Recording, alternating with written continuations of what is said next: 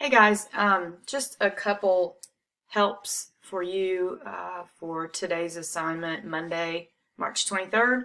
I do want to talk about this problem because already have had several questions about it. What you're looking for here is the measure of arc JKL. So JKL, major arc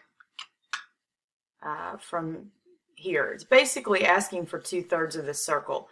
If you notice these markings, there's no numbers here, but these markings are showing that all three of these angles along this line, which should indicate a certain degree measure to you, this straight line, straight angle, there's three angles that make that up, and they're all equal to each other. So that should give you the information that you need to get this arc, which is going to be 2 times this angle that it corresponds to.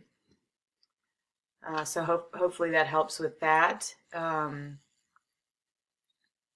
Number 6 also, there's been some mistakes already. We need to find this smaller arc because, again, we're looking for the angle, and that angle is half the measure of the big arc minus the small arc. You have to find that smaller arc first, knowing that the whole circle is 360 and you have 3 of those measures, which represents the whole circle with the exception of that little piece you're looking for.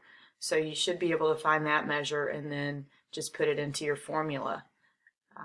Hope that helps.